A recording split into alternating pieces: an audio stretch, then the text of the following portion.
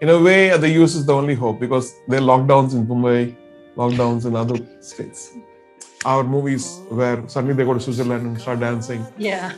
Or Alaska, and the heightens the emotion. It does its bit, but my movie, nobody questions me. Initially, we had the scene where, I can't talk about it, words, so we had to change it. It had to change. मैं मानता हूँ एक गाना पूरी दुनिया बदल सकता है सर। कहाँ है ये गाना? Good question. Hello, Mr. Rahman. It's a pleasure and honor to talk to you right now. We have to see what America thinks about Indian music and Indian movies, or what when a movie releases and you see all those reviews, it's like, ouch! And first of all, I would like to congratulate you for, getting into in the field of writer, and now you're a producer too. So I hope one day you'll win an Oscar for that too as well. Well, I'm actually, I know that everybody's showering love, but there's always a question mark. When the movie opens, are people going to come and watch it? Will they like it? My mind is only thinking about that. I'm kind of evading all the stuff you're talking, which is good about me, obviously. NRI Pulse had a rare opportunity to have an interaction with music maestro and Oscar winner A.R. Rahman.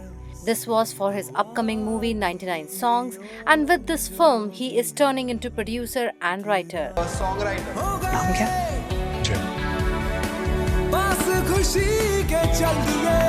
And now it's time to ask questions. My question to you is, sir, especially in America, I've interacted with Americans, and they are a bit confused with the definition of musicals. They think all Bollywood movies are musicals because by definition musical means a song comes up suddenly and everybody's dancing and singing and everything. So how your musical A.R. Rahman 99 song musicals would be different from the rest of the Bollywood movies with songs? Yeah, the thing is, if something works, it gets replicated. That's the best flattery people can have. And people don't reinvent, I feel like. Some of them try to reinvent, but they're afraid of failing. And recently I saw a movie called Bombay Rose. It's an animated movie by a director called Geetanjali. And I think she didn't have a budget to do music, so she did something very, very unique. You might have seen that movie. I saw it on the Oscar app because I'm a voter. I'm showing off, sorry. So this movie has just a voice and sound effects. And the emotion in it was so good. And then you feel like sometimes not having the lack of resources also makes invention, greater things, because sometimes you are loaded with money, you do the wrong things because you can. Yeah. And sometimes the lack of it makes you more imaginative. So in our movie, I would say we are not following the rules of a musical. It's not that I have to make somebody sing a lyric to make a scene, go forward. And you try to reinvent. It's a film about music. It's about somebody, and so it's not that he's singing about a scene, and like on stage, they sing about characters, about the story, so that it moves forward. It's not like our movies where suddenly they go to Switzerland and start dancing. Yeah. Or Alaska, and the heightens the emotion. It does its bit, but there are followers for that. But it's not being reinvented, unfortunately. Rahman had written the script for the film in 2011, with Eros International initially announced to produce the film in August 2013. After Eros backed out of the project, Rahman stated that he will produce the film under his own banner YM Movies. When asked, does it feel different with this movie to create music for yourself or for your production, he said, the most magical thing, which you all know what happened in my life, is the Oscars. And for a movie which I never thought I'll win, but there are two notions here. What Indians think, which is worthy of an Oscar soundtrack for me, and what the world thinks about Slumdog Millionaire as a soundtrack. So there are two things, and I kind of dissected it, and I kind of went into it and said, like, why do Indians think that Roja should get an Oscar, Lagan should get an Oscar, and Slumdog Millionaire should not get an Oscar? So this is the belief which I need to explain, that we have to see other people's perspective on our art. We have to see what America thinks about Indian music and Indian movies, or what Europe thinks, what South Korea thinks about it, what Africa thinks about it.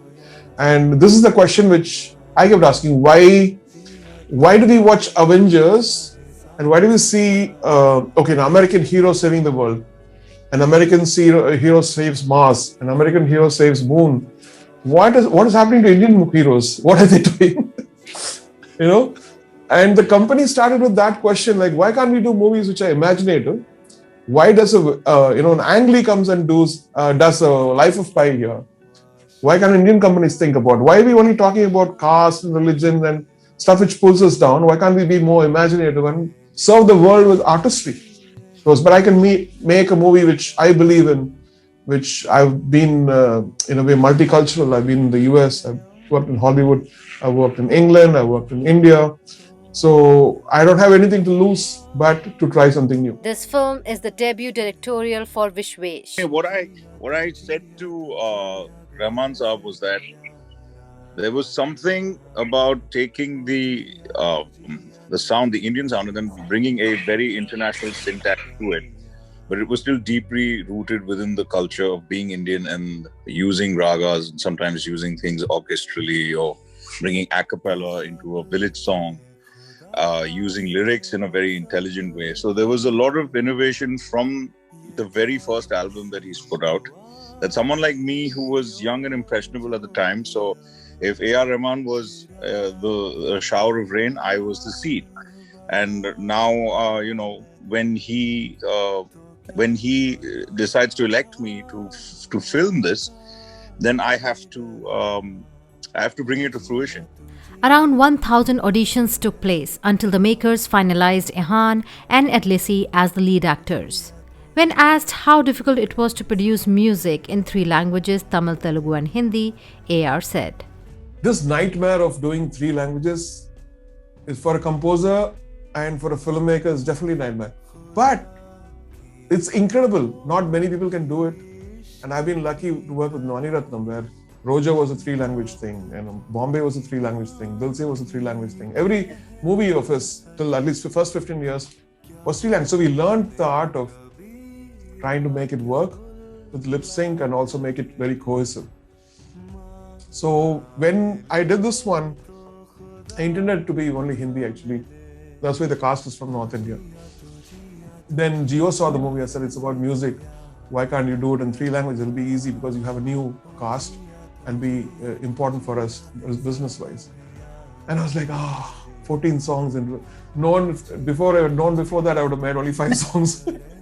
So 14 tracks. Some of the tracks it's not in the album also, And so I went into it and like, okay, we'll do it.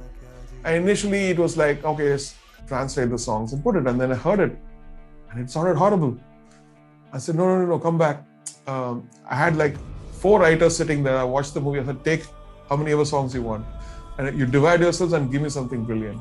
Went back to them and they got a little pissed off and said, this is a dubbing. Why are you carrying so much? No. It's my language. No, I speak Tamil, so I understand that we can go further. So there were like 15, 16 times recordings, to get the best out of it. And then if you look at the song Sophia, now he's talking about Maunamai Peskin. That means like you are a silent or whatever, miracle or something like that. So that felt like the tune is not right for that tune, that word. So we had to change it. Maunamai. It had to change. But because we had the time and we had the intention to make something beautiful for South Indian audience, I think we went into it. Even with the voice the same, like every lip sync had to be correct. It's a beautiful art. It's very satisfying to see that now people are liking it. We were very nervous before, thinking that people might think it's like a dubbing movie, but when you look at the Tamil and Telugu version, they were actually an inch up than the Hindi one because we had more time to put all these goodies in it. head of Sony Music India, Sridhar Subramaniam, talked about his relations with A.R. Rahman. As you know, we kind of go back many years with Rahman. I think right from his first solo project, which was the Vande Mataram project. So we've kind of been, how shall I say, stalking him over the years and collecting all his valuable soundtracks that he's put out. And yeah, so he's a dear friend of the company. And lastly, he told us what's the one message the audience would take away from this movie. I think it's an experience at this at a period where we're all very we don't even know what the future is.